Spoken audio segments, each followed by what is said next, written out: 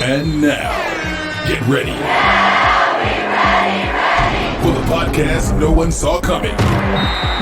It's 4 Phonies Talking Titans. With hosts Ronte, Corey, Ricky, and last but not least, Tori. It's 4 Phonies Talking Titans.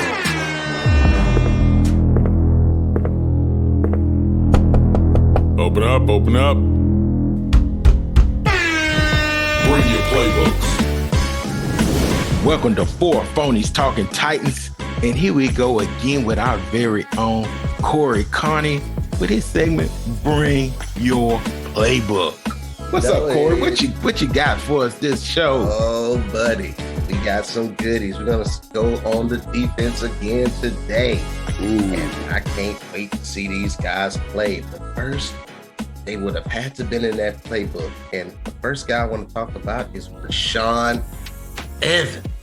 You went with a man, on that contract. Man, he didn't get that 5th year. He didn't get that 5th year option. All the incentive in the world to ball out this season. Didn't pick up his 5th year option. People are questioning him. Are you going to be that guy? Are you that guy? You could be that guy. Man, be that guy. We know you can be that guy, right? Yeah. And what Rashon has to do, and I think he knows what he has to do more than anybody because he's done it, man. He's done it. He can't make those bonehead plays, and we ended up losing the game. Can't do that. Right. He's got to show up. Can't ask where he's at. You know, he has to show up, and he has to know the defense. He's got to know it pretty much more than anybody. He's calling the defense, right? Yeah. I think he calls it. I think he calls the defense. You got to be that guy. You got some dogs on this defense with you now. You've had some players, but now you got some true alpha dogs with you. Go ahead and step up, be that guy. Bring your playbook. Hopefully you've already been in it and you ready to go. I'm gonna say this real quick about Rashon, and this is my expectations that we'll get year 2 Rashon and the second half of year 1 Rashon once he just started playing. And I think he'll be able to move a little bit more freely with Big Jeff up front and Danico Autry up front, not getting pushed back into him. He'll be able to move freely, and like you said, he's got incentive. And one last thing that I did like, and you sent it to me on Instagram, the way he was just coaching up Monty Rice in OTAs. He was coaching up. I like that leadership that he showed right there. Yeah, and we need that on the field. That's the guy we need him to be all the time. We need that on the field. No more brain farts, boss. It's all you. Yep. Ready for it. Who you got? Another guy I'm going to talk about. We talked a little bit about him in the past. It's a guy by the name of Teair Tart. The big Tart. Teair Tart. It's an interesting subject, man. He played for us lots of snaps. He flashed, man. He made some plays.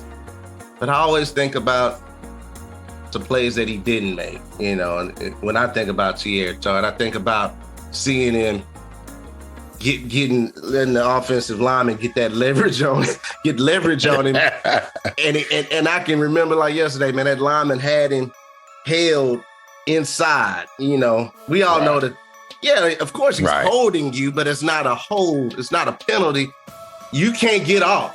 The lineman had perfect position on you, and he got you. Right. The ball is running right by you. And you can't get off of that block to touch the back that's coming right by your face. But let me rewind.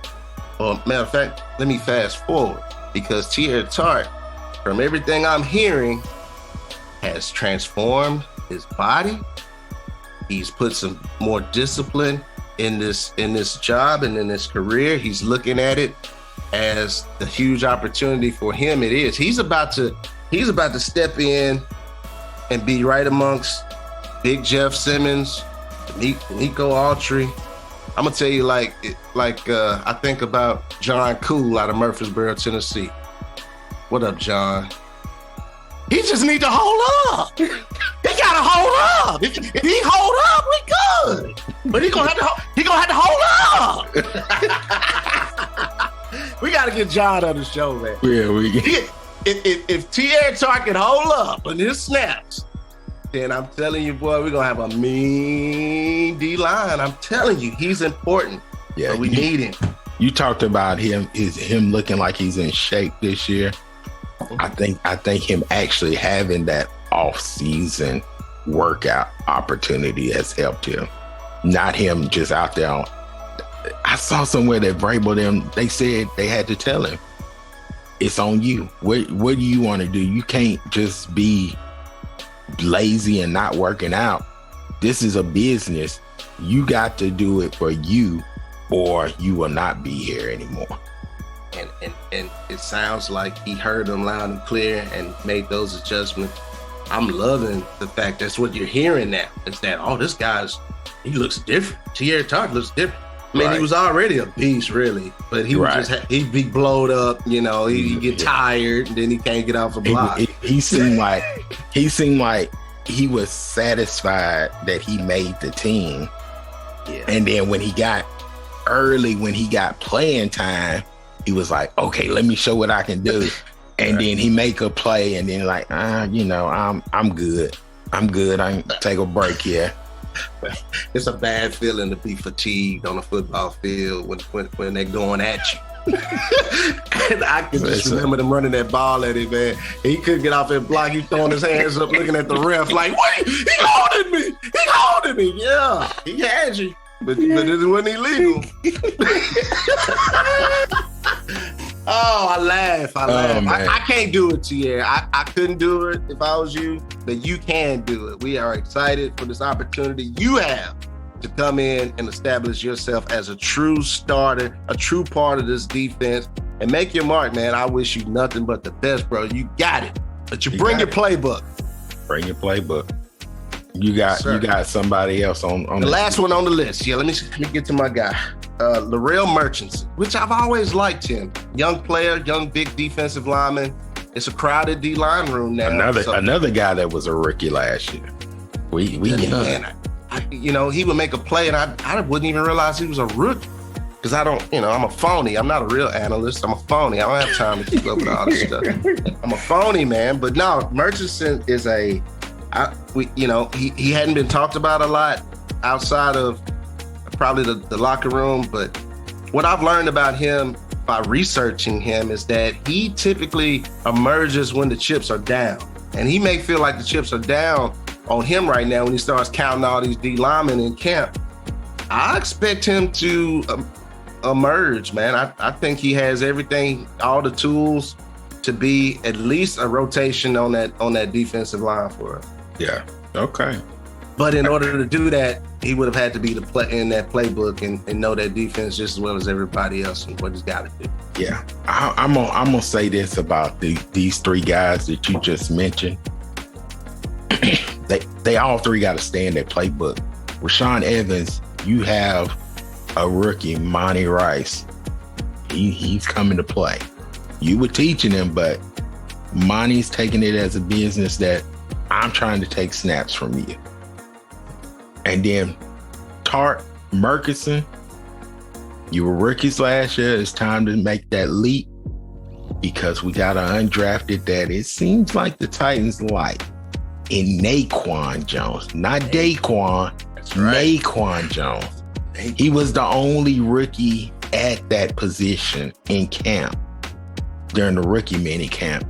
And Vrabel spent a lot of time with him. So that lets you know. When Vrabel spends a lot of time with you, Vrabel likes you. when he stops critiquing you and taking you through the motions, you might as well bring your playbook. Because you on the chopping block. That's what my wife said. When we were dating, we would watch what's the show on HBO, man?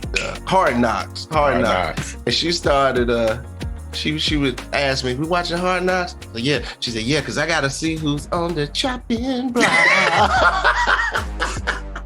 That became a little thing, the chopping block. Oh man. Well, hopefully you guys are not on the chopping block and bringing your playbook. And that's another episode of Bring Your Playbook by Corey Carney. And we're going to be 4 Phonies out. Yes, sir.